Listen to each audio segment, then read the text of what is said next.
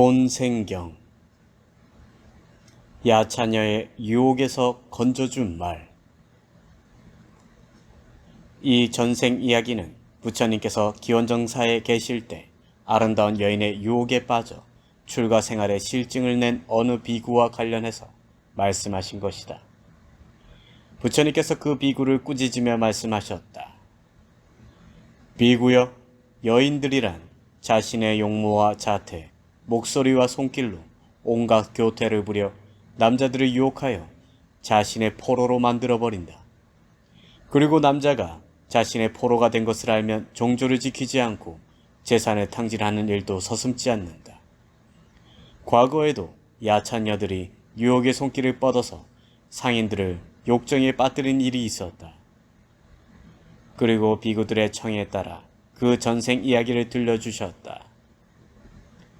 그 옛날 탐바판니 실론섬에 실리사바투라고 하는 야차의 성이 있었다. 그곳에는 야차녀들이 살고 있었다. 그 야차녀들은 조난당한 상인들이 밀려오면 아름답게 차려입고 온갖 맛있는 음식과 함께 수많은 하녀를 거느리고 아이들을 안고 상인들에게 다가가는 것이었다. 그리고 조난당한 상인이 사람이 사는 마을로 온 것처럼 여기도록 여기저기에 농가 밭, 목장과 목동이며 개들을 만들어 놓았다.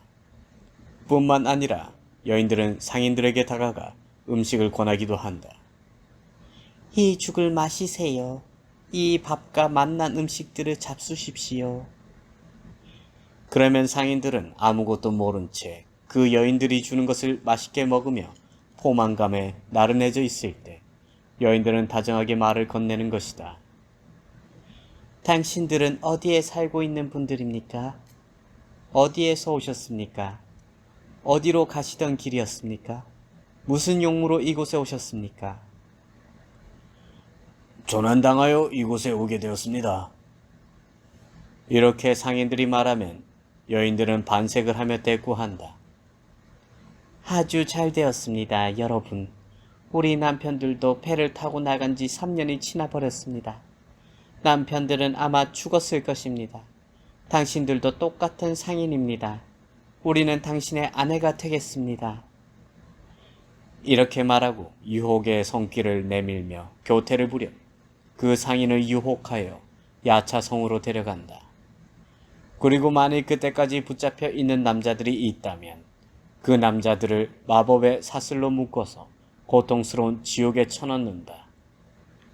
하지만 만일 자기들이 살고 있는 곳으로 조난당한 남자들이 떠내려오지 않을 경우에는 카리야니 강에 나가 해안선을 헤매며 걸어다니는 것이다.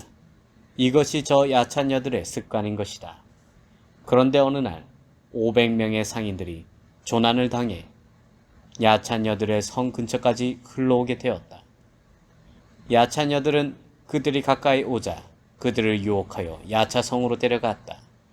그리고 그때까지 붙잡혀 있던 남자들을 마법의 사슬로 묶고 고통스러운 지옥으로 쳐놓고 나서 우두머리 야찬녀는 대상 가운데 우두머리를, 그 외의 야찬녀들은 다른 대상들을 상대하여 500명의 상인들을 각각 자기의 남편으로 삼았다. 그 우두머리 야찬녀는 한밤중에 상인들이 잠들어 있는 사이에 일어나 고통의 감옥에서 남자들을 죽여 그 고기를 먹고는 돌아왔다. 다른 야찬녀들도 똑같은 방법으로 하였다. 그런데 남자의 살을 먹고 돌아왔을 때 우두머리인 야차녀의 몸은 아주 차가워졌다. 그러자 상인의 우두머리는 껴안고 있던 여인이 야차녀임을 알아차렸다. 저 500명의 여인들도 야차녀임이 틀림없다. 도망가지 않으면 안 되겠다. 다음날 아침 일찍 세수를 하러 나왔을 때 다른 상인들에게 설명하였다. 이 여인들은 야차녀이지 인간이 아니다. 또 다른 조난당한 사람들이 올 때면 그들을 남편으로 삼고 우리를 잡아먹을 것이다. 자, 어서 빠져나가자. 그러자 상인들 가운데 250명의 사람들은 반대했다. 우리들은 저 여인들을 버리고 갈 수 없습니다. 당신들은 가십시오. 우리는 가지 않겠습니다.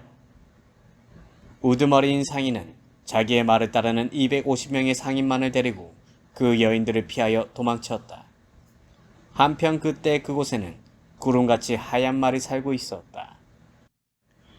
온몸이 새하얗고 새와 같은 머리를 하고 있었으며 문자풀과 같은 갈기를 하고 초인적인 힘으로 하늘을 날 수가 있었다. 그 말은 히말라야에서 하늘로 날아올라 탐바판니 섬으로 향하여 그곳의 자그마한 탐바판니 호수에서 야생쌀을 먹고 돌아가려던 참이었다. 그 말은 돌아가려고 할 즈음에 인간 세계로 돌아가고 싶은 자가 있는가? 하며 사랑으로 가득 찬 인간의 목소리로 3번을 거듭 말하였다. 그러자 그들 250명의 상인들은 그 운마의 목소리를 듣고 다가가 합장하고 애원하였다. 주인이시여, 우리들은 인간의 세계로 돌아가고자 합니다. 그렇다면 내 등에 올라타라. 그러자 어떤 사람들은 허리에 올라타고 또 어떤 사람들은 꼬리에 매달렸으며 어떤 사람들은 합장한 채로 서 있었다. 말은 합장하고 서 있는 사람들까지도 모두 포함하여 그 250명의 상인 전부를 초인적인 힘으로 인간계에 데리고 와서 각자가 살던 곳에 내려놓고 자기의 거주지로 돌아갔다.